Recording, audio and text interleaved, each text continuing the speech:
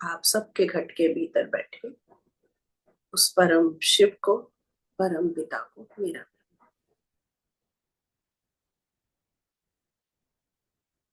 हम लोग कर रहे हैं गीता का 11वां अध्याय, जिसका नाम है विश्व रूप दर्शन योग।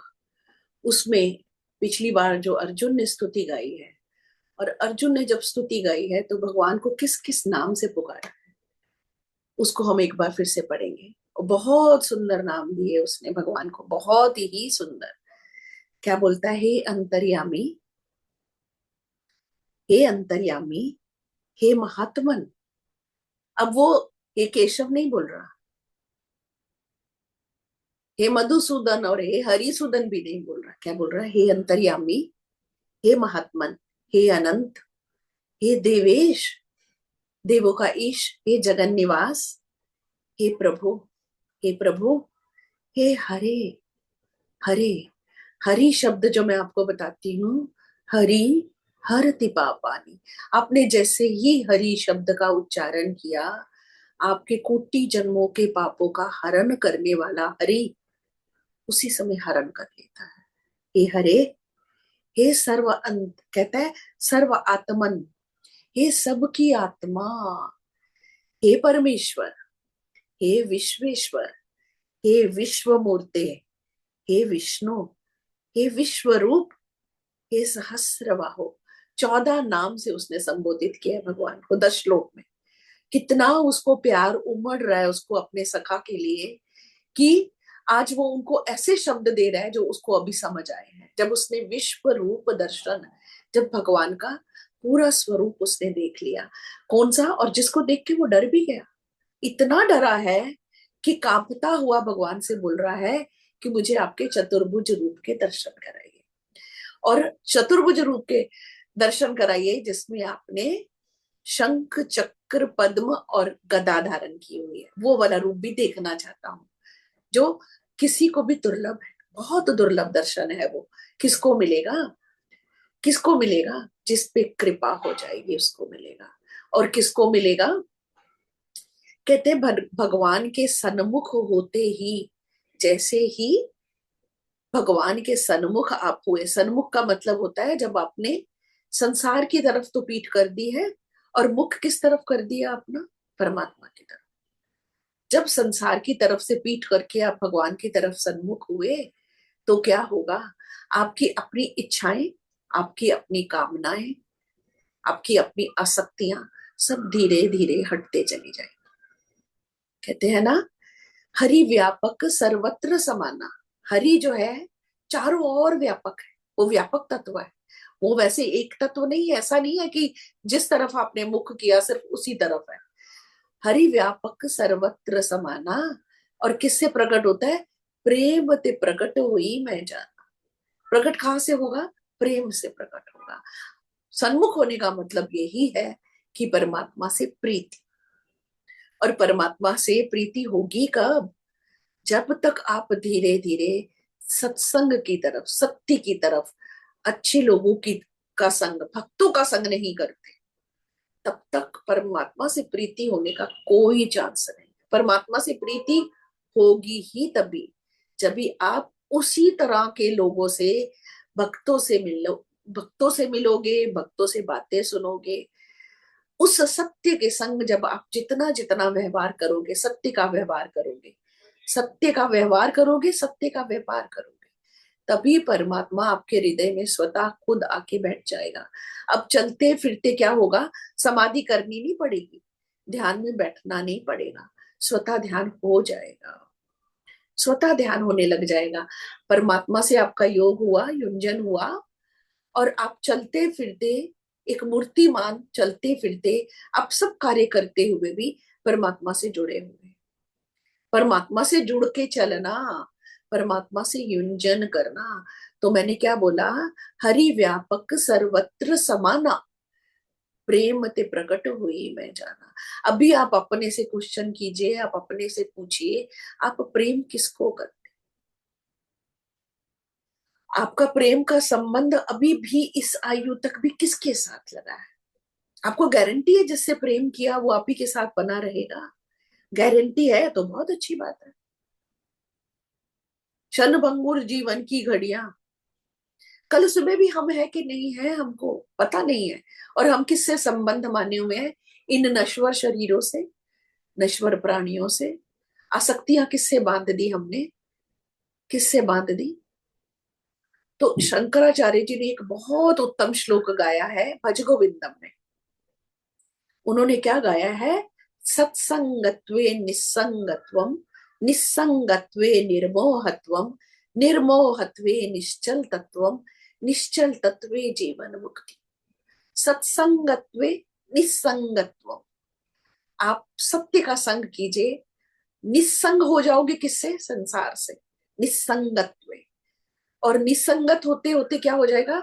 सत्संगत्वे निस्संगत्वम, निस्संगत्वे निर्मोहत्वम। जो आपका मोह इस संसार में फंसा हुआ है ना, कहते हैं आपको अपना मोह निकालने के लिए पूरी 10 उंगलियों का जोर लगाना पड़ेगा। इस संसार में खींचना पड़ता है अपने को, खींच के आपको परमात्मा में स्थापित करना बार बार। हमारे को याद है, कुशैला माँ बोला करती थी, असंगो हम, असंगो हम, असंगो हम, पुनः पुनः। बार बार अपने को असंगता में बिठाइए। संग के बीच में बैठ बैठ के आप ये देख लीजिए आप किस तरफ प्रवाहित हो रहे हैं। संग कौन सा करिए? सत्संगत्वे निस्संगत्व। निस्संग किससे हो जाओगे? संसार से निस्संग। थोड़ी देर के लिए आप देखिए, जब परमात्मा के ध्यान में आप बैठते हो, नाम जप में बैठते हो, कुछ पाठ में बैठते हो, सत्संग में बैठते हो, उतना समय आप संसार को अपने भीतर नहीं लाते, उतना समय संसार से आप हटते हो। सत्संगत्वे निस्संगत्व, निस्संगत्वे निर्मोहत्व। धीरे धीरे क्या होएगा? सत्संग करते करते निसंग होएगा उधर, और धीरे धीरे आपका मोह निकलना शुरू होगा। निर्मोहत्वे निश्चल तत्व। निश्चल तत्व मतलब होता है आपका मन की अभी कैसी स्थिति है? निश्चल, स्थिर। अभी बहुत भारी हुआ है, अभी भागता दौड़ता नहीं है, निश्चल हुआ, चंचल नहीं रहा अभी।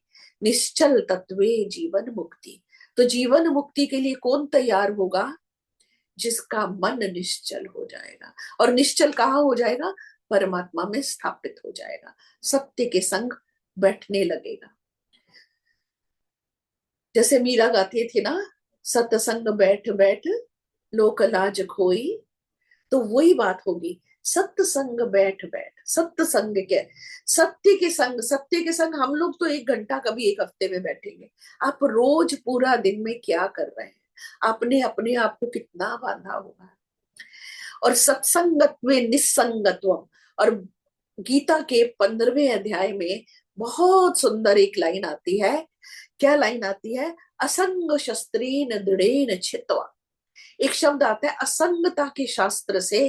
तो अपने आप की ये जितनी भी चीजें हैं, काम वासनाएं, वासनाओं की भी जितनी भी आपकी जड़ें हैं, इच्छाओं की, ममताओं की, उनको तू अच्छे से दृढ़ेन चित्वा का मतलब होता है अच्छी तरह से उनका छेदन कर दे। छेदन कर दे मीन्स उनको हटा दे अपने असंगता के शब्द। असंगो हम, असंगो हम, असंगो हम, पुनः पुनः। काम करो, अपने कमरे में आके बैठ जाओ। भगवान ने पता है हम लोगों को बहुत सुंदर एटमॉस्फेयर दिया है, एकदम साफ साफ शुद्ध शांति वाला। आप काम करिए, काम करके आप अपने कमरे में आके बैठिए और ध्यान करिए। असंगो हम, असंगो हम, असंगो हम, पुनः पुनः। नित्यानंदो हम। तो कौन हूं मैं? कौन सा स्वरूप हूं? आनंद स्वरूप, आनंद स्वरूप हूं। असंगो हम, असंगो हम, असंगो हम, पुनः पुनः। तो क्या बोलता है? असंग का, असंगता के शस्त्र। असंग रहने का मतलब ये होता है, ये शस्त्र है। जिस तरह से तुम अपने आप को असंग रख के काट सकते हो अपने आप को, अपनी वासनाओं से, दुर्वासनाओं से, अपनी इच्छाओं से, उस तरीके से बताया गया है। 15वें चैप्टर में हम पढ़ेंगे कि जैसे पीपल के वृक्ष की डालियां काटी जाती है ना, एग्जैक्टली असंगता के शस्त्र से आप अपनी कामनाओं। 1 सेकंड में जरा देखो, कोई नॉक कर रहा है, 1 सेकंड। तब तक कोई भी थोड़ा भजन।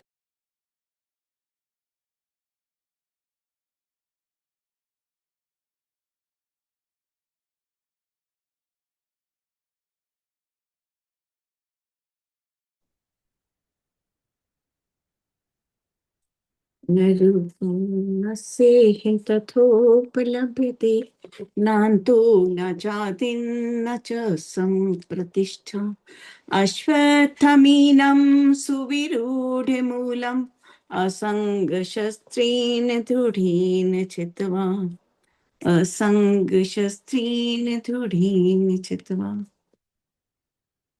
कृष्ण। बहुत सुंदर, आपने 15वें का वही वाला सुना दिया मुझे।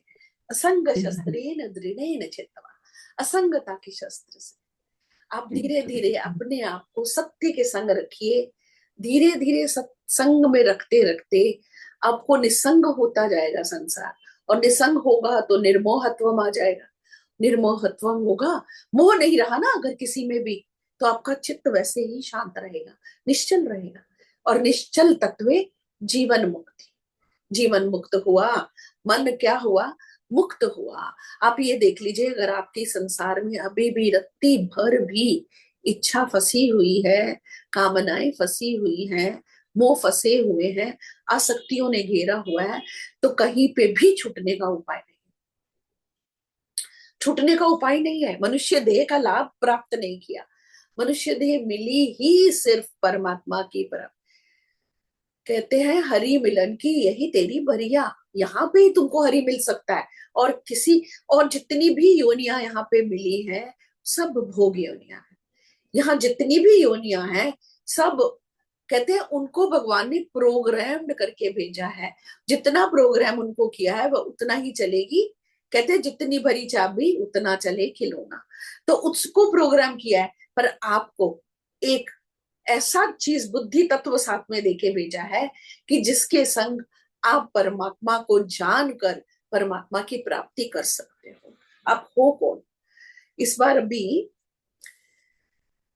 पता नहीं, शायद मैंने पिछली क्लास में या पंचीकरण तन मात्रा यूज किया था, तो मुझे सुनीता जी ने बोला है कि पंचीकरण और तन मात्राएं थोड़ी सी एक्सप्लेन कीजिए। तो मुझे ऐसा लगा कि क्लास में करूंगी तो कई लोगों का लाभ हो जाएगा, नहीं तो मैं उनको फोन पे भी समझा सकती थी। तो पंचीकरण क्या होता है? कहते ईश्वर जब स्वयं ब्रह्म जो है वो खुद स्वयं अकेला कुछ भी कर नहीं सकता, पर उसकी दो शक्तियां, चेतन शक्ति और उसकी जड़ शक्ति ने मिलकर संसार की रचना की। जैसे एक मटका बनाने के लिए मिट्टी की भी जरूरत होती है और कुम्हार की भी जरूरत होती है। तो दो मिट्टी जो हो गई वो हो गई जड़ शक्ति, और जो चेतन शक्ति है वो कुम्हार हो गया। तो संसार की रचना कैसे हुई? जड़ शक्ति और चेतन शक्ति, ये दोनों शक्तियों ने मिलके इस संसार की रचना की। और वो दोनों शक्तियां निकली कहां से? ब्रह्मा से, परमात्मा से। जैसे मकड़ी अपने ही मुख से, वो अकेला ही कर लिया सब कुछ, अपने ही मुख से पूरा मकड़ी का जाला बनाती है और उसी को वापस से खा भी जाती है।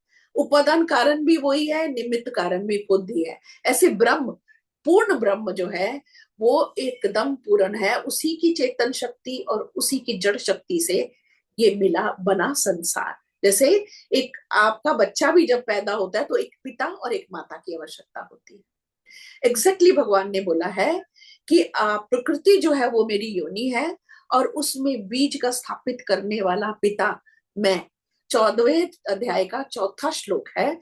क्या बोल रहे हैं कि प्रकृति योनि है और मैं उसके अंदर बीज स्थापित करने वाला पिता हूं। और ये जितनी भी सृष्टि बनी है, चाहे वो एनिमल किंगडम बोल दो, चाहे वो बर्ड्स बोल दो, चाहे वो कुछ भी जो यहाँ पे दिख रहा है, प्रकृति और पुरुष के दोनों के संबंध से बना है। तो ये जड़ शक्ति, और कहते हैं जिस समय यहाँ जड़ और चेतन मिले तो उनके मिलने से पांच, सबसे पहले पांच भूत बने। भूत कैसे बने? उसी के सूक्ष्म शरीर से। आज सूक्ष्म पहले भूत बने। आप ये देख लीजिए, पृथ्वी जो आपको दिख रही है, जल जो आपको दिख रहा है, अग्नि, वायु और आकाश, पांच तत्व जो हैं, ये पांचों तत्व सूक्ष्म रूप से पहले प्रकट हुए। इनका पंचीकरण कैसे हुआ आप समझ लीजिए। आज पृथ्वी का पंचीकरण कैसे, पंचीकरण क्या बोलते हैं कि पंचीकरण कैसे हुआ कि आप एक पूरा का पूरा कोई एक चीज है, पूरी एक चीज को आपने आधा काट लिया, आधा काटा, तो आधे के काटने में आधा तो रह गया पृथ्वी का हिस्सा, और जो आधा हिस्सा बचा था उसके चार हिस्से हो गए। 1/4 उसके अंदर जल आ गया, 1/4 उसके अंदर अग्नि आ गई, 1/4 उसके अंदर वायु आ गई, और 1/4 उसके अंदर आकाश तत्व आ गया। ठीक है, इस तरह से अब अभी पृथ्वी का जो पंचीकरण हुआ तो ऐसे हुआ, अब जल का पंचीकरण हुआ तो आधा जल हुआ। ये जो सृष्टि की, जो शंकराचार्य जी ने तत्वबोध में एक्सप्लेन किया है, उनका एक ग्रंथ है तत्वबोध, तत्वों का बोध कराने वाला। तो उन्होंने बताया कि जल का पंचीकरण कैसे हुआ। आधा जल हुआ, उसमें 1/4 पृथ्वी होती है, 1/4 उसके अंदर अग्नि होती है, 1/4 वायु होती है, 1/4 आकाश। और बिल्कुल एग्जैक्टली उसी तरीके से आगे अग्नि का कैसे हुआ। अग्नि आधी अग्नि है, उसमें थोड़ा सा जल भी है, थोड़ी सी पृथ्वी भी है, थोड़ी सी वायु है, थोड़ा सा 1/4 आप समझ लीजिए अभी। और ऐसे ही वायु का, और ऐसे ही आकाश। इनको बोलते हैं पंचीकरण।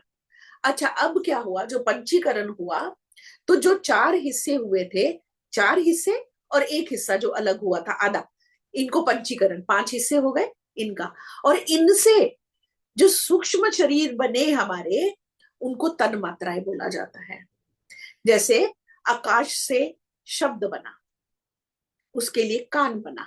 तो 5 कर्मेंद्रियां और 5 ज्ञानेंद्रियां इन्हीं की तन मात्राओं से स्टार्ट हुई। आकाश से शब्द बना, अब ध्यान से सुनिएगा। और वायु से स्पर्श बना, तो आपका त्वचा बन गई। स्पर्श आप किधर फील करते हो, स्पर्श त्वचा पे। तो ये ज्ञान इंद्रियां और कर्म इंद्रियां कैसे बनी, ये पांचों भूतों से।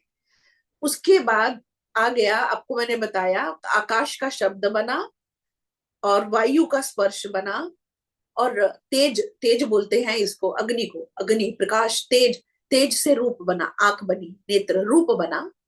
और उसके बाद आया जल, जल से आपकी रसना बनी। रसना मतलब आपके मुख में पानी आता है, थोड़ी थोड़ी देर में पानी आ जाता है, गिल्ला रहता है, पानी बना, जल बना, रसना बनी। और उसके बाद आई फिर पृथ्वी तत्व, और पृथ्वी में रहती है गंध, गंध से आपकी घ्राण शक्ति, नाक बना। तो इनको तन मात्राएं बोला जाता है। पंचीकरण तो आपको बता दिया, 5 तत्वों का पंचीकरण, आधा हिस्सा और 4 हिस्से, और तो पंचीकरण हुआ। और उनसे क्या क्या बना, 5 कर्म इंद्रिया, ये 24 तत्वों का जो हमारा शरीर बना हुआ है, इन 24 तत्वों में से 5 भूत है, पृथ्वी, जल, अग्नि, वायु और आकाश। अब इन चार पांचों से 5 कर्म इंद्रिया बन गई, और 5 ज्ञान इंद्रिया बन गई, 15। फिर उसके साथ बने 5 प्राण। 5 प्राण है, अपान व्यान उदान समान, जो 5 प्राण है 20। और मन, बुद्धि, चित्त और अहंकार, 4 और तत्व बने, जिसको सूक्ष्म शरीर बोलते हैं। वो है हमारे अंतःकरण। 24 तत्वों का बना हुआ ये देह है। और ये देह किससे प्राप्त हुई आपको, प्रकृति से। और प्रकृति किसकी है, परमात्मा की।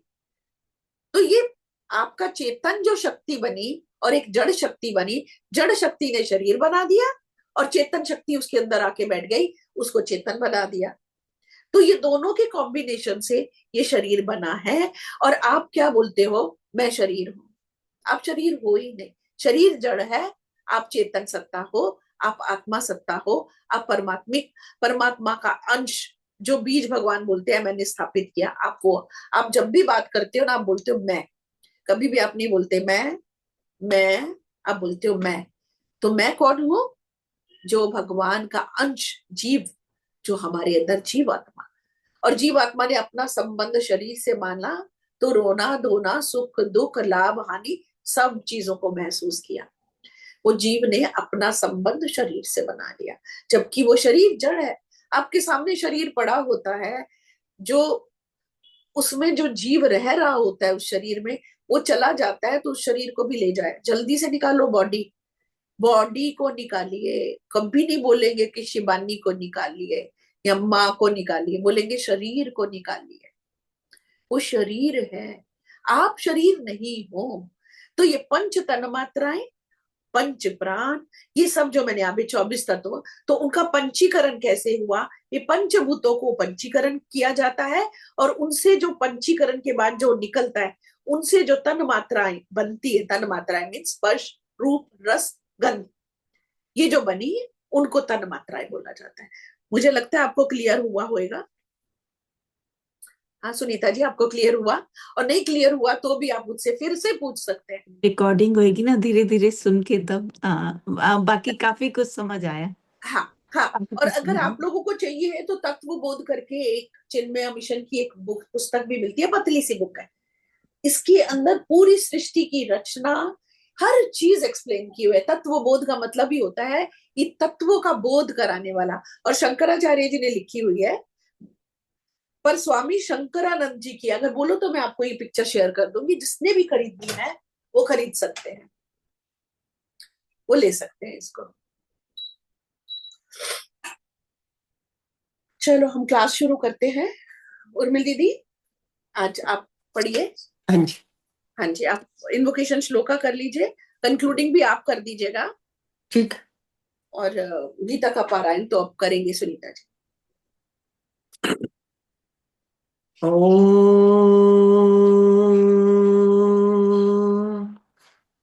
ओम।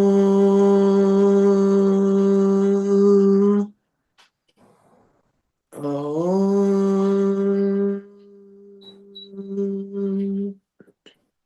ॐ सहना भवतु सहनो भुनक्तु सह वीर्यकरवावहै तेजस्विनावधीतमस्तु मा विद्विषावहै।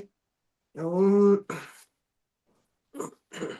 ॐ पार्थाय प्रतिबोधितां भगवता नारायणेन स्वयं व्यासेन ग्रथितां पुराणमुनिना मध्ये महाभारतम् अद्वैतामृतवर्षिणी भगवतीम् अष्टादशाध्यायिनीम् अस्य त्वाम् अम्ब त्वाम अनुसंदधामि अम्ब। अनुसन्दधामि भगवद्गीते भवद्वेषिणीम् यं ब्रह्म वरुणेन्द्र रुद्रमरुतः स्तुवन्ति दिव्यैस्तैव वन्दे साङ्गपत्क्रमोपनिषदे गायन्ति यं सामगाः ध्यानवस्थिततद्गतेन मनसा पश्यन्ति यं योगिनः यस्यान्तं न विदुः सुरासुरगणा देवाय तस्मै नमः। ओम तत्सत।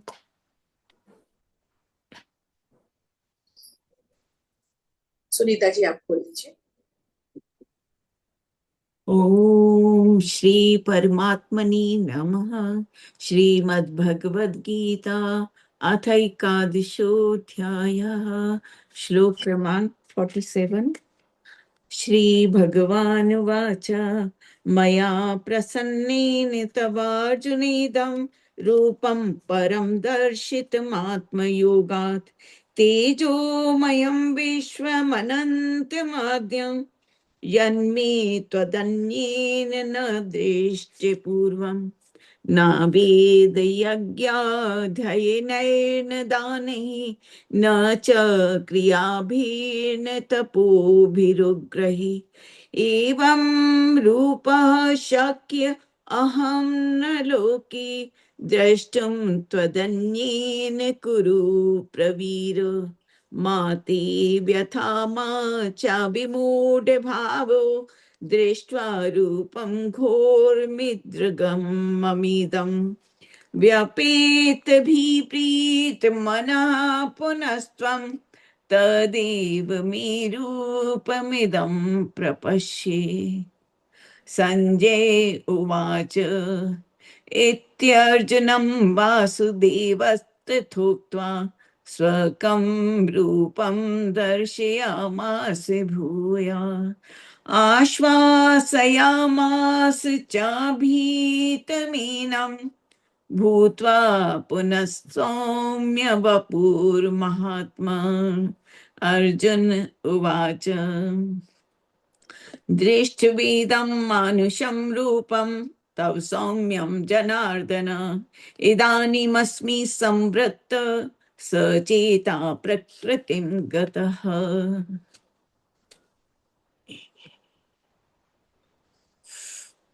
ॐ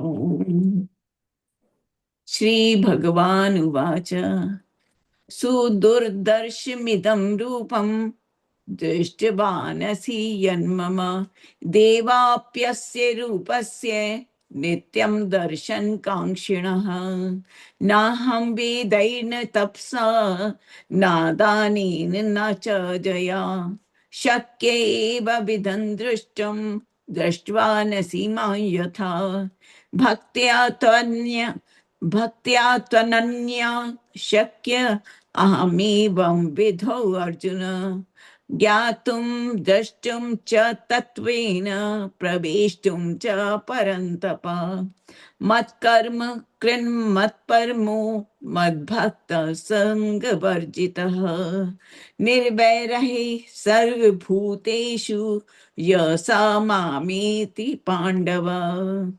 ओम तत्सदिति श्रीमद्भगवद्गीतासु उपनिषत्सु ब्रह्म विद्यायां योग शास्त्रे श्री कृष्णार्जुन संवादे विश्व रूप दर्शन योगो नाम एकादशो अध्यायः। ओम श्री कृष्णार्पणमस्तु। ओम श्री कृष्णार्पणमस्तु। ओम श्री कृष्णार्पणमस्तु। हरि बोल। हम लोगों ने पिछली बार अर्जुन की जो स्तुति गान है ना वो पढ़ी थी, और बड़े गदगद वाणी से उसने जो भी कुछ कहा है वो 44 जो श्लोक है उसमें 44वें नंबर में उसने बोला कि हे प्रभु, मैं शरीर को भली भांति चरणों में निवेदित कर प्रणाम करके स्तुति करने योग्य आप ईश्वर को प्रसन्न होने के लिए प्रार्थना करता हूँ। क्या प्रसन्न हो जाइए हे देव। पिता जैसे अपने पुत्र के, सखा जैसे सखा के, और पति जैसे प्रियतमा पत्नी के अपराध सहन करते हैं, वैसे ही आप भी मेरे अपराध को सहन करने योग्य हैं। यहाँ तो अर्जुन से क्या अपराध हुआ है? अर्जुन से अपराध ये हुआ है कि एक तो क्षत्रिय होते हुए युद्ध से पलायन करना चाहता है, एक वो अपराध। और एक अपराध ये भी बोल रहा है कि मैंने भूले भटके आपको पता नहीं कौन कौन से नामों से, आप हो परमात्मा, मैंने आपको पता नहीं, हे सखा, हे केशव, तो क्या क्या शब्दों से मैंने आपको संबोधित किया है अकेले में किसी के सामने, वो भी सब अपराध आप मेरे क्षमा कराइए। आप अपने भी अपराधों को इसी तरीके से क्षमा कराते हुए कि परमात्मा जानते बूझते मुझसे अगर किसी का हृदय दुखा है या किसी से कुछ गलत बोल दिया, कहते ना एक होता है पीस क्रिएट करने के लिए एक नाइस पर्सन बन जाना, और एक होता है काइंड हार्टेड। काइंड हार्टेड जो है ना वो ना अपने को दुखाएगा ना दूसरे को दुखाएगा, और जो नाइस है ना वो खुद अपने को दुखाता रहेगा, दूसरे को नहीं दुखाएगा। डिफरेंस होता है इन चीजों में। उतनी बुद्धि हमको क्षमता दे परमात्मा कि मैं एक चीज को हैंडल करना सीखूं। हमको एक्चुअली जीवन इतना सुंदर भगवान ने दिया था, बुद्धि तत्व भी दिया था, पर हम लोगों को जितनी समय आज तक तो ये बड़ी बड़ी अजीब बात है, आज तक ये समझ नहीं पाया इंसान कि क्या खाना ठीक है और क्या खाना ठीक नहीं है। रीलें देख लो तो आपको ये खराब है, एक दिन बोलेगा ये अच्छा है। अभी तक भी किसी चीज का निर्णय नहीं कर पाता है। तो आप अपने हृदय में बैठे हुए परमात्मा को साक्षी रख के आप बोलिए जो भी अपराध हुए हैं उनसे क्षमा करवाइए मुझे। और बहुत सुंदर बोला कि आपके इस आश्चर्य में रूप देखकर मैं हर्षित भी हो रहा हूँ, मेरा मन भय से अति व्याकुल भी हो रहा है। इसलिए भगवान को क्या कह रहा है, आप मुझे अपना चतुर्भुज विष्णु रूप ही मुझे दिखलाइए हे देवेश, हे जगन निवास, अब प्रसन्न हो जाइए।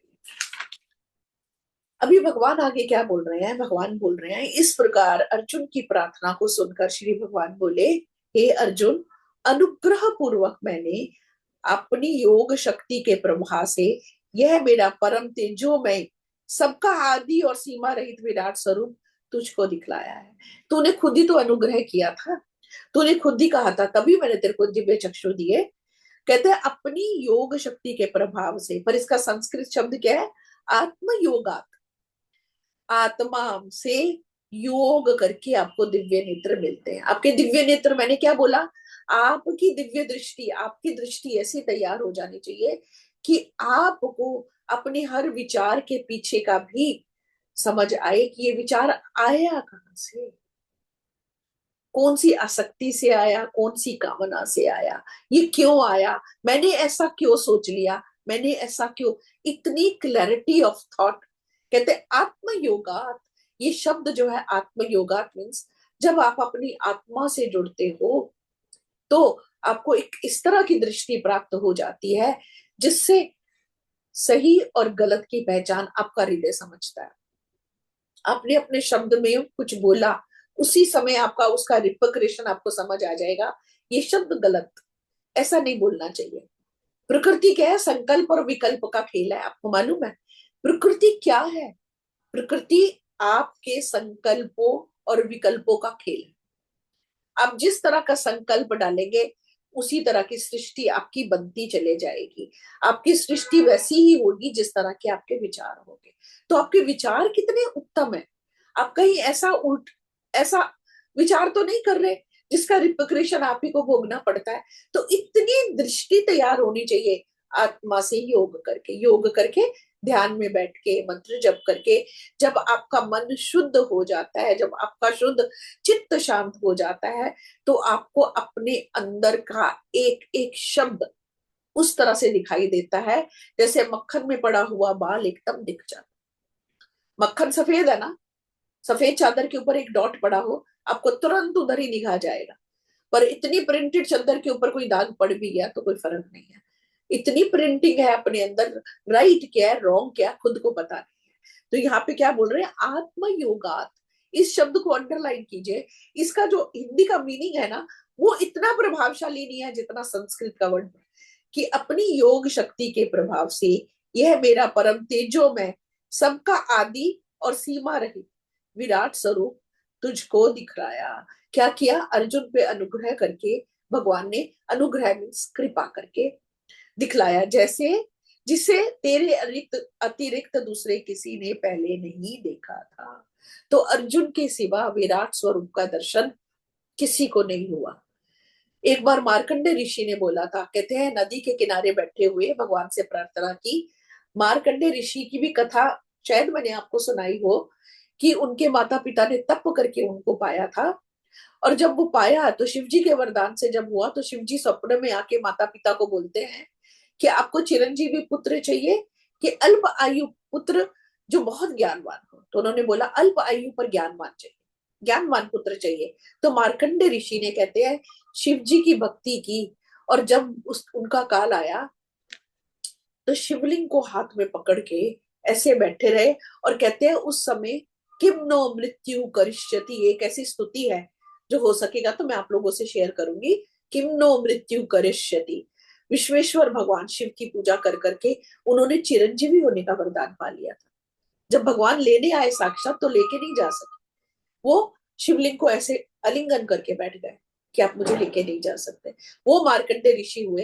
कहते एक बार किसी नदी के किनारे बैठे हुए उन्होंने भगवान से प्रार्थना की कि मैं आपकी माया का दर्शन करना चाहता हूं।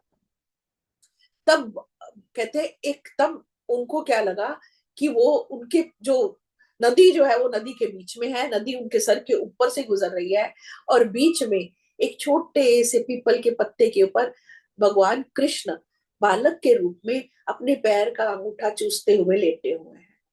और उस समय उनके मुख से निकला था करार विंदे च पदार विंदम मुखार विंदे विनिवेशयंतम वटस्ते पत्रस्य पुटे शयानम बालम मुकुंदम मनसा स्मरामि। ये एक उन्होंने स्तुति गान किया। उस समय कौन सा रूप का दर्शन किया जो आपने कहीं देखा होगा कि पीपल के पेड़ पत्ते के ऊपर बालक रूप से कृष्ण अपना पैर का अंगूठा चूस रहे हैं।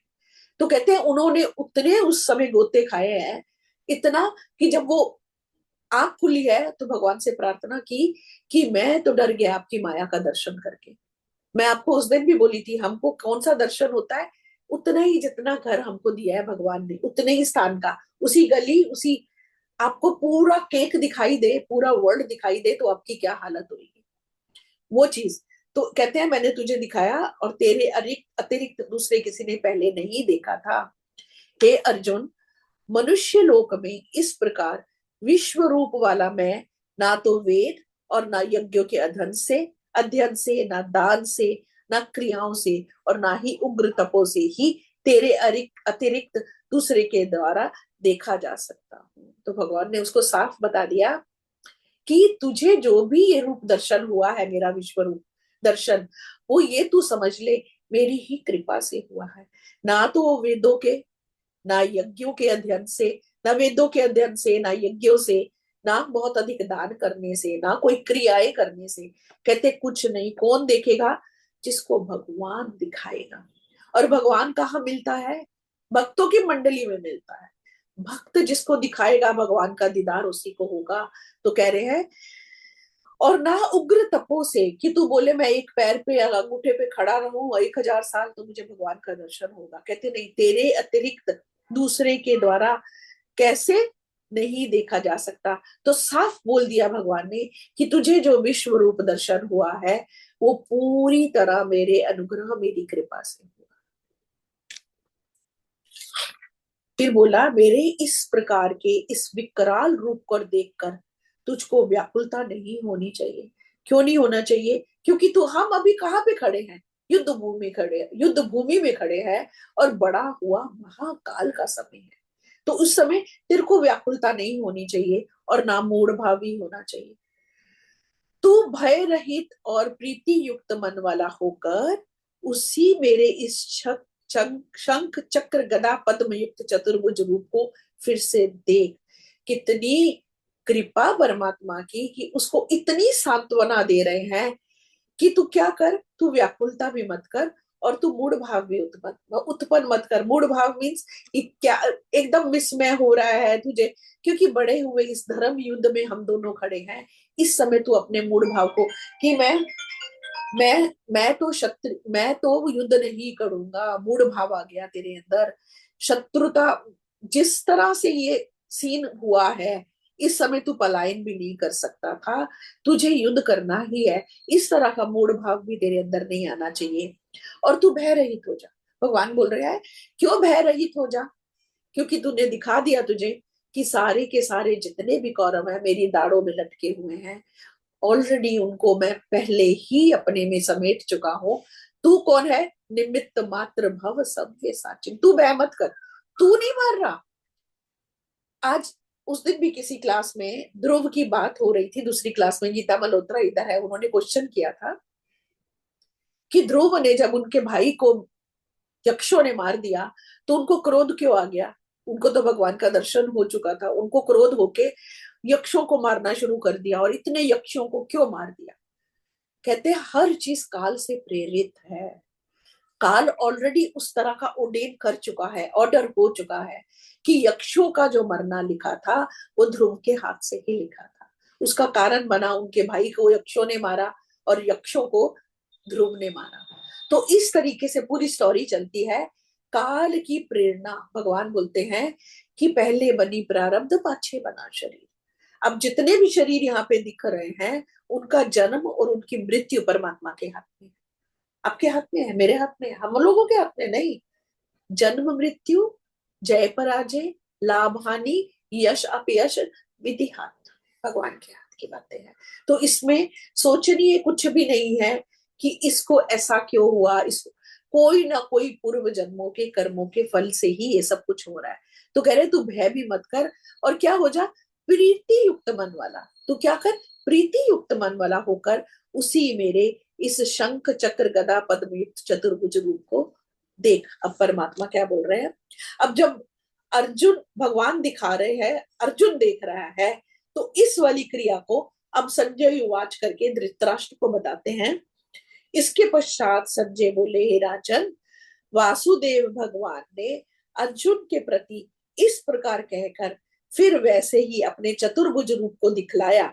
और फिर महात्मा श्री कृष्ण ने सौम्य मूर्ति होकर इस भयभीत अर्जुन को धीरज दिया। चतुर्भुज रूप भी दिखा दिया और सौम्य मूर्ति मतलब मनुष्य रूप भी धारण कर लिया। सौम्य वपुः होकर इस भयभीत अर्जुन को धीरज दिया। अब ये वाला जो दर्शन था, विश्व रूप दर्शन, चतुर्भुज रूप दर्शन, ये संजय ने भी कर लिया। क्यों? क्योंकि व्यास भगवान द्वारा दिए गए नेत्रों से। जब धृतराष्ट्र को बोला गया कि आपको नेत्र चाहिए क्या, दिव्य दृष्टि दे देते हैं ताकि आप इसका युद्ध का पूरा विवरण देख सकेंगे। तो उन्होंने बोला ना, मैंने आज तक जीवन में कुछ देखा नहीं है और देखने की भी इच्छा नहीं है। इसके लिए आप क्या कीजिए, दिव्य दृष्टि संजय को दे दीजिए। तो संजय ने देखते हुए ये बात धृतराष्ट्र से कही है कि भयभीत अर्जुन को धीरज दिया।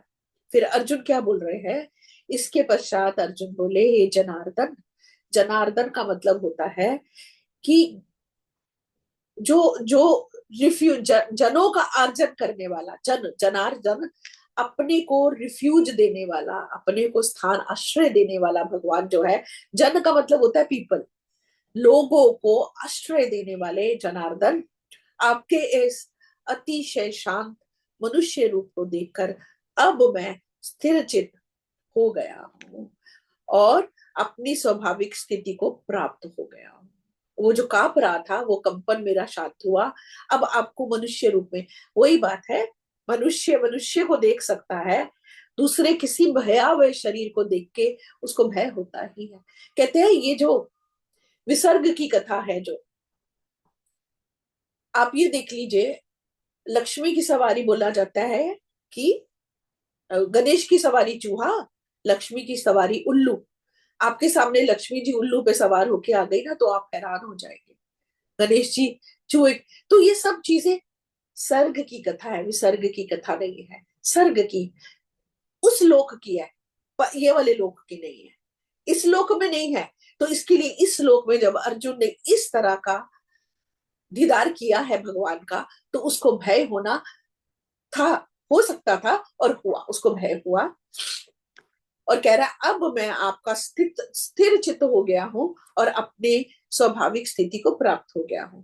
फिर भगवान क्या बोलते हैं इसके बाद, इस प्रकार अर्जुन के वचन सुनकर श्री भगवान बोले, हे अर्जुन, मेरा जो चतुर्भुज रूप तुमने देखा है वह सुदुर्दर्श है, अर्थात इसके दर्शन बड़े ही दुर्लभ हैं। आपको चतुर्भुज रूप जो अर्जुन ने देख लिया, वो कह रहे हैं वो देवताओं को भी दुर्लभ है, वो देवता को भी प्राप्त नहीं होता। मनुष्य को तो कैसे प्राप्त होगा, देवता भी उसका देखने लायक। मनुष्य और कैसे, अगर अगर सच्ची में अगर आप भगवान का रूप देखना चाहते हो, विश्व में ही परमात्मा को देखना पड़ेगा। विश्व रूप दर्शन क्या है, निष्काम भाव से सबकी सेवा करते हुए ही परमात्मा का दीदार हो सकता है। और हम लोगों के लिए, मनुष्यों के लिए कोई और कारण और तरह से नहीं हो सकता।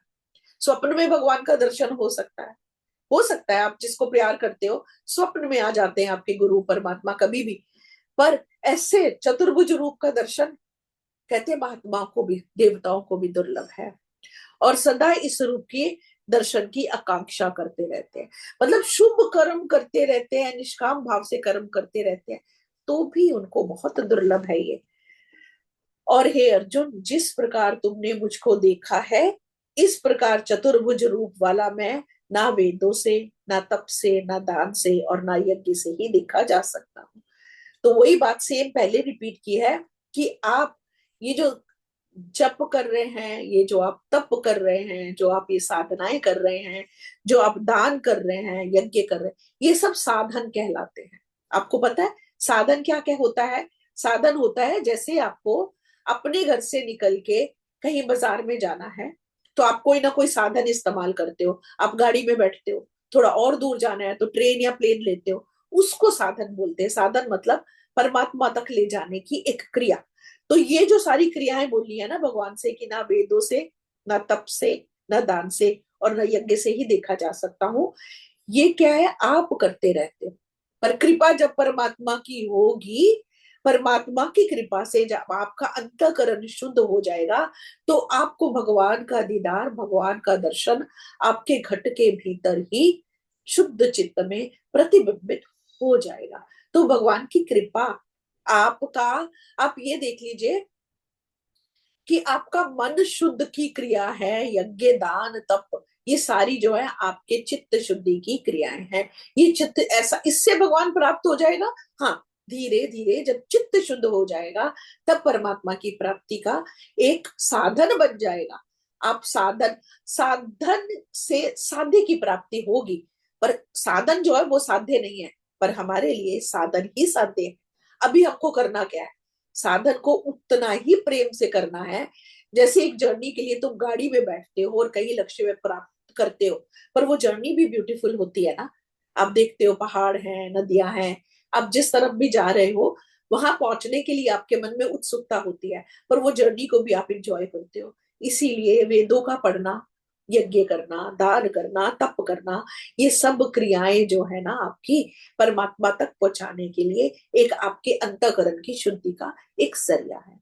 तो क्या बोल रहे हैं कि यज्ञ से ही ना तो यज्ञ से ही देखा जा सकता हूं, परंतु हे परंतप अर्जुन, अनन्य भक्ति के द्वारा इस प्रकार चतुर्भुज वाला मैं प्रत्यक्ष देखने के लिए, तत्व से जानने के लिए तथा प्रवेश करने के लिए अर्थात एक ही भाव से प्राप्त होने के लिए भी शक्य हूं। तो भगवान ने वही जवाब दे दिया जो मैंने आपको बोला। क्या बोला कि हे परंतप, परंतप शब्द क्यों यूज किया यहाँ पे, क्योंकि तू कर सकता है, तेरे अंदर क्षमता है। परंतप अर्जुन, अनन्य भक्ति से, अनन्य भक्ति क्या होती है, जहां पे किसी अब और चीज की जगह नहीं है, परमा अनन्य भक्ति, एक उसी को हर घट में देखना। अनन्य भक्ति एक परमात्मा को ही हर जगह देखना। और अभी आपको मैंने बताया कि पंचीकरण होके ये शरीर का जो सारी सृष्टि का जो निर्माण हुआ है वो पंचभूतों से, पंच ज्ञान इंद्रिया, पंच कर, सबको, वही श्वास है, वही रुधिर है, वही हड्डी है, वही मांस है। ये मैं और तू, ये हमता और ममता का खेल शुरू कहां से हो गया, जबकि हम सब एक ही तत्व है। एक नूर ते सब जग उपज्यो, को भले को मंदे। एक नूर से हम लोग क्या कर रहे हैं, अच्छे बुरे में, इन चीजों में, काले गोरे में, लंबे पतले में, सब में पड़े हुए हैं। तो उन्होंने क्या बोल दिया, कैसे, अनन्य भक्ति के द्वारा इस प्रकार चतुर्भुज रूप वाला मैं प्रत्यक्ष देखने के लिए, एक तो पहले प्रत्यक्ष देखने के लिए, दूसरा तत्व से जानने के लिए, तथा उसमें प्रवेश करने के लिए, अर्थात एक ही भाव से प्राप्त होने के लिए भी शक्य। एक भाव, एक भाव क्या है, हरि व्यापक सर्वत्र समाना, और कैसे होगा, प्रेम ते प्रकट होई मैं जाना। हरि व्यापक सर्वत्र समाना, हरि व्यापक सर्व, आप चींटी से लेके हाथी पर्यंत जितने भी जीव हैं सबके घट के भीतर आत्म स्वरूप में परमात्मा का अंश विराजमान है। आप उस परमात्मा की ही बात समझिए, उस बात को समझिए कि एक ही भाव, एक नूर ते सब उपजे, को भले को मंदे। तो प्रेम ते प्रकट हुई में, एक ही भाव, प्रेम का भाव। व्यवहार में भिन्नता हो सकती है, व्यवहार में आपको मैंने पहले भी ये बात बहुत बार समझाई है कि आपके अंदर घर में बाथरूम धोने वाला जो आएगा, आप उसको टेबल पे बिठा के खाना नहीं खिलाएंगे। व्यवहार में भिन्नता हो सकती है, पर परमात्मा ही आता है आपके घर में हर काम करने। जिस तरह एक शरीर की रचना आप देखिए, सर, भुजाएं, पेट और पैर, आपके ही शरीर में ब्राह्मण, क्षत्रिय, वैश्य और शूद्र चारों हैं। इसी तरीके से इस शरीर की क्रियाओं के लिए ये चारों चीजें जरूरी हैं। पैर पूरे शरीर का बोझा उठाते हैं, गंदे होते हैं, घर में गंदे होते हैं। उसी तरीके से इस संसार के चलाने के लिए भगवान ने ब्राह्मण, क्षत्रिय, वैश्य और शूद्र चारों वर्णों की रचना की है। चारों वर्ण भगवान के हैं और भगवान खुद ही बना, भगवान खुद ही पर, इसलिए कहते हैं पैरों में विष्णु का वासा है। चरणों में क्यों, चरणों, आप किसी के चरणों में प्रणाम क्यों करते हो, आप उसके सर पे प्रणाम क्यों नहीं करते, आप उसके शोल्डर पे प्रणाम क्यों नहीं करते, चरणों में विष्णु का वासा है। आप किसी को, बड़े को प्रणाम करते हो तो उनके चरणों को स्पर्श करते हो। तो चरण, बाथरूम धोने वाला भी आपके घर में उतना ही इंपॉर्टेंट है जितना हम इस घर का हिस्सा है। हम पर व्यवहार में भिन्नता है, पर सब भाव में भिन्नता नहीं होनी चाहिए। आपका पूरा शरीर आपको उतना ही प्यारा है, आपका सर ज्यादा प्यारा है, पैर प्यारे नहीं है क्या, बिल्कुल एक शरीर का जैसे, ऐसे ही इस पूरे संसार की रचना में परमात्मा ने भिन्न भिन्न जो वर्ण बनाए हैं, एक पूर्ण संचालित एक चीज को बना चलाने के लिए हर एक को अपना अपना काम दे दिया, काम दे दिया। तो एक ही भाव, एक भाव, एक तत्व घना भ्यासा। शैला जी के मुंह से ये शब्द जब मैं सुनती थी तो रेजोनेट होता था कानों में, एक तत्व घड़ा प्यासा। एक तत्व जो है वो पूरा घन रूप से चारों तरफ फैल गया है, आप उसका अभ्यास कीजिए। एक तत्व घड़ा प्यासा। और उसका अगला जो है ये 55 वाला जो श्लोक है, ये सबसे इंपॉर्टेंट श्लोक है गीता का, जिसमें भगवान ने बोला, हे अर्जुन, जो एक पुरुष, तत्व घड़ा व्यासा। अभ्यास जिसको बोलते हैं, अभ्यास, एक तत्व, व्यास। एक तत्व घड़ा अभ्यासा, उस एक तत्व के कि चारों तरफ घन रूप में फैला हुआ है ना, उसी के तत्व को याद करने का अभ्यास कीजिए। एक तत्व घड़ा अभ्यासा। हे अर्जुन, जो पुरुष केवल मेरे ही लिए संपूर्ण कर्तव्य कर्मों को करने वाला है, मेरे पारायण है, मेरा भक्त है, आसक्ति रहित है और संपूर्ण प्राणियों में वैर भाव से रहित है, वह अनन्य भक्ति युक्त पुरुष मुझको प्राप्त होता है। अब ये वाला श्लोक क्यों मैंने बोला इंपॉर्टेंट है, क्योंकि इसमें भगवान ने 5 साधन बताए हैं हमको। अगला चैप्टर भक्ति योग है, भक्ति शतक का लास्ट चैप्टर होएगा भक्ति योग।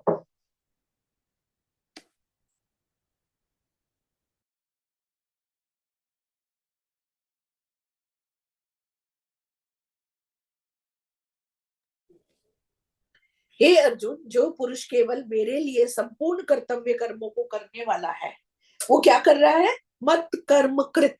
अब तू जो भी कुछ कर रहा है, तेरे मन में क्या होना चाहिए? हरि के लिए, प्रभु के लिए, इसके पुत्र के लिए, पति के लिए, बेपुत्री के लिए, उसके लिए, सेवक नहीं। मन में भाव एक है, हरि के लिए। हरि तू रीझे, हरि तू रीझे। आज किसी को भोजन कराया है, आपका मन कहाँ चले जाना चाहिए? भगवान में। कहते हैं मेरे लिए संपूर्ण कर्तव्य कर्मों को करने वाला, पहली भक्ति है। फिर मेरे पारायण, अब उसका आश्रय, पारायण का मतलब होता है, अब उसका आश्रयभूत कौन है? आश्रय कौन है? आश्रय परमात्मा है। पारायण मतलब वो मेरे लिए, मेरे लिए वो सब कर्म करता है मेरे लिए, मेरे पारायण, मेरा भक्त। वो कौन हो गया अभी? वो मेरा भक्त हुआ। अब वो किसकी भक्ति नहीं करता? जैसे राजा से मित्रता करने के बाद आपको उसके नीचे के जो मिनिस्टर्स हैं, उनकी, जो उसके और नीचे काम करने वालों की दोस्ती की जरूरत नहीं होती। जब परमात्मा की भक्ति में आप जुड़े, जब आपने परमात्मा से मित्रता, घनिष्ठता बना दी, भगवान से भक्ति मतलब अब जोड़ तोड़ नहीं कर रहा, ये अच्छा और ये बुरा, भक्त हुआ, तो क्या हो गया? अभी वो कर्तव्य कर्म भी परमात्मा के लिए, आश्रय भी परमात्मा, भक्त भी ऐसा है, जोड़ तोड़ नहीं कर रहा। अब उसका मन परमात्मा में जुड़ा और आसक्ति रहित, आसक्ति रहित। अब उसकी आसक्ति किसमें चली गई है? आसक्ति रहित मतलब मेरा ये है, मेरा वो है, पर संसार की आसक्ति से रहित हुआ, संसार की आसक्ति नहीं करता। अब उसकी आसक्ति किसमें जुड़ गई है? परमात्मा, परमात्मा। मेरे तो गिरधर गोपाल, जो मीरा बोलती थी, दूसरो ना कोई। वो कह रहे थे, जाके सर मोर मुकुट मेरो पति सोई। वो उस तरह से बात करती थी, जबकि पति भी था। तभी उसने क्या किया? संतन बैठ बैठ लोक लाज खोई, मेरे तो गिरधर गोपाल दूसरो ना कोई। तो उसकी आसक्ति किसमें हो गई थी? बचपन से आसक्त किसमें था? परमात्मा में, भगवान में आसक्ति रही। तो मतलब संसार के सुख में अभी तनिक बार भी इच्छा नहीं, संसार से सुख लेने की इच्छा नहीं है। सुख कहाँ से मिल रहा है मुझे? परमात्मा से। सुख मतलब उसको याद करने में जो तृप्ति होती है, उसको ध्यान करने से जो मुझे सुख प्राप्त होता है, उसको मैंने सुख बोला है। उसके ध्यान में जो सुख मिला, उस सुख की बात कर रहे हैं हम। आसक्ति रहित और संपूर्ण भूत प्राणियों में वैर भाव से रहित। तो 5 तरह की साधना बता दी भगवान ने, और इस साधना की डिटेलिंग अभी बताएंगे 12वें चैप्टर में। 12वें अध्याय में भगवान, उसका नाम ही भक्ति योग है, खाली 20 श्लोक है। हमारा 2 क्लासेस में 12वां चैप्टर पूरा हो जाएगा। फिर हमारा लास्ट शतक बच जाएगा, ज्ञान शतक, 6 चैप्टर बच जाएंगे, 3/4 हमारी गीता हो जाएगी। और शुक्रिया परमात्मा का। तो क्या बोल रहे हैं? और वह क्या होएगा? वैर भाव से रहित, वह अनन्य भक्ति युक्त पुरुष मुझको प्राप्त हो जाता है। वो क्या हो जाता है? उसको करना क्या है? जितने भी कर्म करने हैं, कर्तव्य बुद्धि से परमात्मा के लिए करने हैं। और परायण किसके रहना है? भगवान के परायण रहना है। भक्त किसका बनना है? भगवान का बनना है। आसक्ति किससे करनी है? परमात्मा से करनी है। और संपूर्ण भूत प्राणियों में वैर भाव से रहित। अब देखो इसका वैर भाव से रहित का नीचे पढ़ते हैं, सर्वत्र भगवत बुद्धि हो जाने से उस पुरुष का अति अपराध करने वालों में भी वैर भाव नहीं होता, फिर औरों सोते क्या है। मतलब जो बहुत अति अपराध वाली कर गया ना, उसके लिए भी वो पता है क्या सोचेगा? वो सोचेगा ऐसा कौन सी जगह पे इसका मन पहुंचा, या इसने जीवन में इतना कौन सा दुख उठाया कि इससे ये अपराध बना। उसने वो अपराध कर दिया, वो क्षमावान बन जाता है। वो क्षमावान बन जाता है और अनन्य भक्ति पुरुष मुझको प्राप्त होता है। वह अनन्य भक्ति युक्त पुरुष मुझको ही प्राप्त होता है। तो 5 साधनाएं भगवान ने यहाँ पे बता दी, और इन 5 साधनाओं के ऊपर अगले हफ्ते तक प्लीज प्लीज प्लीज आप विचार करिए। ये जो लास्ट श्लोक जो है, ये पूरे 11वें चैप्टर का निचोड़ है। हमको हमारे लिए टेक अवे क्या है? वो पूरा ये 55th श्लोक जो है, मत कर्म कृत मत परमो मत भक्ता संग वर्जितः निर्वैरः सर्वभूतेषु यः सा मामेति पांडवः। तो वो क्या करता है? मत कर्म कृत मत परमो, वो क्या करता है? मेरे परायण रहता है। उसका अभी क्या है? हरि अर्पण बुद्धि से वो सब कार्य करता हुआ, कर्तव्य करता हुआ, वैर भाव से रहित। एक्चुअली मैं आपको बताऊं, भगवान इतनी बातें हमसे कर क्यों रहे हैं, क्यों कर रहे हैं? मैं जब ये सब चीजें पढ़ती हूँ, क्योंकि हमारा ही मन शांत रहेगा ना इससे। कितने दया है ऋषि मुनियों को, भगवान को हमारे ऊपर, कि हम किन किन बातों से इससे ही अपने आप को तंग करते रहते हैं फॉर नो रीजन। बड़े रीजन आते हैं ना, तो मैं आपको बोलती हूँ, बड़ा रीजन कभी आता है ना घर में तकलीफ का, पूरा परिवार इकट्ठा होता है उस समय तकलीफ भोगने के लिए। जो आदि व्याधि उपाधि जो चीजें आ जाती है, उसके लिए पूरा परिवार होता है। ये छोटी छोटी बातों में जब हम अपनी शांति को खत्म करते हैं ना, उसके लिए बनी है ये गीता। आपकी फिलोसफी आपके दिमाग को दुरुस्त करने के लिए। कितनी छोटी छोटी बातों पे वैर कर लेते हैं, छोटी छोटी बातों पे नाराज हो जाते हैं, फिर उसी को खींचते रहते हैं। रात चली गई, बात भी चली गई, पर हमने 10 साल के बाद भी उस बात को पकड़ा हुआ है। कितना अपने को तंग करते हैं। तो ये सब चीजें जो है ना, आप क्या करोगे? कर्तव्य कर्म परमात्मा के लिए करोगे, परायण किसके, आश्रय किसके रहोगे? भगवान के भक्त बनोगे, भगवान के, संसार की आसक्ति से मुक्त हो जाओगे, तो मन आप ही का शांत होगा। भगवान तो खाली बता रहे हैं, भगवान को तो किसी भी चीज की आवश्यकता है। वो तो खुद शांत स्वरूप, आनंद स्वरूप, उसका तो खुद का स्वरूप ही आनंद स्वरूप। वो तो सत्य चित्त आनंद स्वरूप भगवान का। तो इसके लिए ये जितनी भी कथाएं हम पढ़ रहे हैं, जितनी भी हम बातें सुन रहे हैं, कर रहे हैं, वो परमात्मा हमारे ही मन को शांत रखने के लिए कह रहे हैं कि भला बच्चा तू करता क्या है। अपने आप को जरा कभी कभी ना, कभी मन परेशान हुआ तो अपने साथ बैठ के एक बार विचार जरूर करिएगा कि किस बात के लिए परेशान हो रहा है। आसक्ति कर रही है किसी चीज में, आसक्ति अटक गई है, कोई कामना अटक गई है, इच्छा तंग कर रही है। आप कहीं पे भी आप अपने दुख के गर्भ में चले जाइए। आपका मन दुखी हुआ, आप उसके गर्भ में जाइए। कोई ना कोई आपकी अपनी ही कामना आपको दुख दे रही है। आपने एक अपनी ऐसी पिक्चर बना ली है कि ये संसार में ये चीज ऐसी ही होनी चाहिए, और वो उस तरह से नहीं होती तो आपका मन दुखी होता है। तो आप अपने संग जरूर बैठिए, विचार करिए। विचार में सुख है और अविचार में दुख है। दुख है तो अविचार है, विचार है तो सुख है।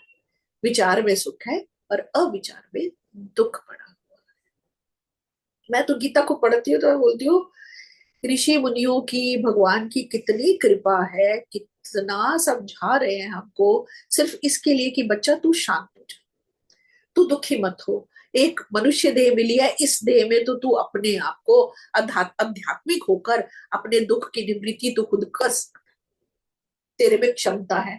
तभी अवधेशानंद जी बोला करते थे, बड़ी सुंदर बात बोलते थे कि भगवान ने संसार बनाया पर संसार में दुख तो बनाया ही नहीं था, दुख क्रिएट किया आपके अपने मन ने। और कहते हैं जो अपना कोई सॉल्यूशन निकाल के अपने दुख की निवृत्ति नहीं कर सकता है, वो खुद ही एक प्रॉब्लम है, वो इंसान खुद ही एक प्रॉब्लम है। कोई ऐसी प्रॉब्लम नहीं है जिसका सॉल्यूशन नहीं है। आपके खास करके मन की प्रॉब्लम्स का सॉल्यूशन नहीं है, सॉल्यूशन सबका है। आपका मन अगर प्रॉब्लम का सॉल्यूशन नहीं निकाल सकता तो आप खुद ही एक प्रॉब्लम, वो अभी तक जीवन जीने की कला भी नहीं सीखी और समझी। हरी।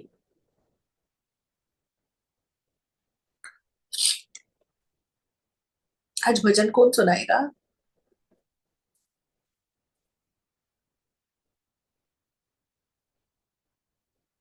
अलका, गीता?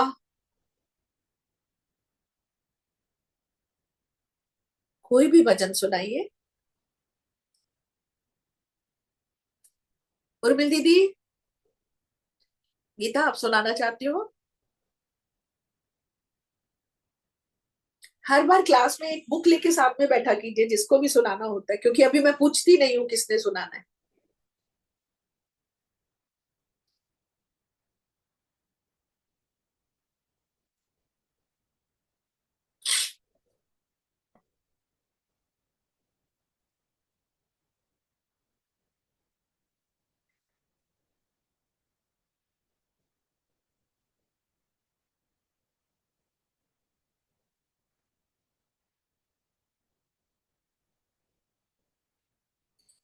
कौन सुना रहा है? खोले, पहले खोलिए।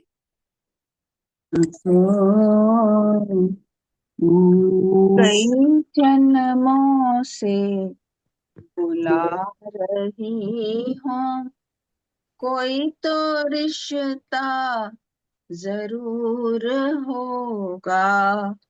कई जन्मों से बुला रही हूँ, कोई तो रिश्ता जरूर होगा। कभी बुला नजरों से नजरें नजरों से नजरें मिला ना पाए, मेरी नजर का कसूर होगा। कई जन्मों से बुला रही हूँ, कोई तो रिश्ता जरूर होगा।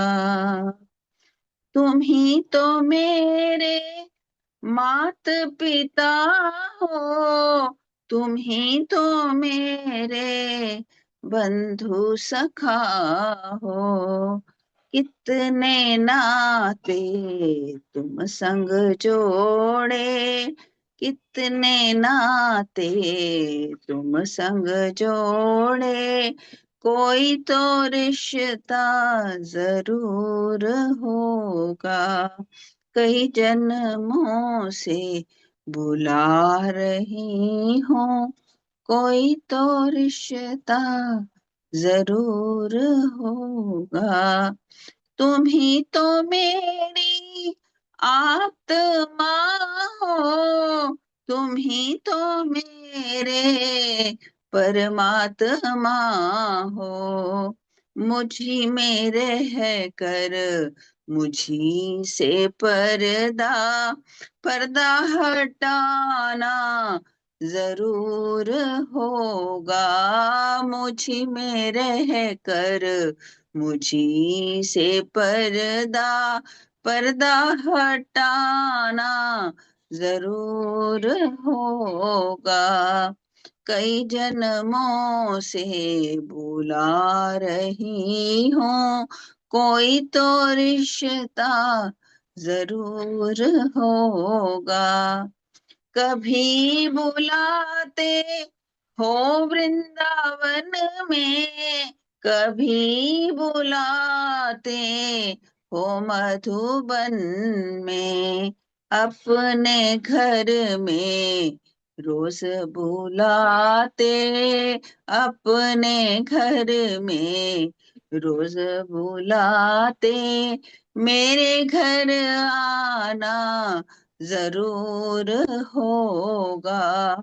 कई जन्मों से बुला रही हूँ, आंखों में बस गई तस्वीर तेरी दिल मेरा बन गया, जागीर तेरी दास की विनती तुम्हारे आगे, दरस दिखाना जरूर होगा।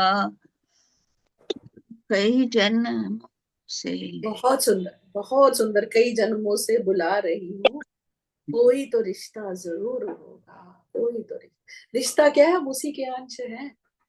वो वही हमारा सब कुछ है, वही है, हम उसी के अंश हैं। हरि बोल। और मिली पूर्ण मत कर दीजिए। दर्श दिखाना जरूर होगा, दर्श मुझी में रहकर मुझी से पर्दा। हाँ, हमें पता है हमारी कामनाएं, हमारी आसक्तियां, हमारी ये राग द्वेष की जितनी भी जंग चलती है ना मन में, हमारी दूरी का कारण भी वही है। हमारी स्वभाव के अंदर जो कमी है वही हमारी दूरी का कारण है। ॐ असतो मा सद्गमय तमसो मा ज्योतिर्गमय मृत्योर्मामृतं गमय। ॐ सर्वेषां स्वस्तिर्भवतु, सर्वेषां शान्तिर्भवतु, सर्वेषां पूर्णं भवतु, सर्वेषां मङ्गलं भवतु। ॐ सर्वे भवन्तु सुखिनः, सर्वे सन्तु निरामया, सर्वे भद्राणि पश्यन्तु, मा कश्चित् दुःखभाग् भवेत्। ॐ पूर्णमदः पूर्णमिदं पूर्णात् मुदच्यते, पूर्णस्य पूर्णमादाय पूर्णमेवावशिष्यते। ॐ शान्तिः शान्तिः शान्तिः। हरि बोल। हरि बोल। हरि बोल जी। हरि बहुत बोल। बहुत थैंक यू शुक्राना, शिवानी, बहुत थैंक यू बहुत सो मच। शुक्राना। जय, थैंक यू सो मच।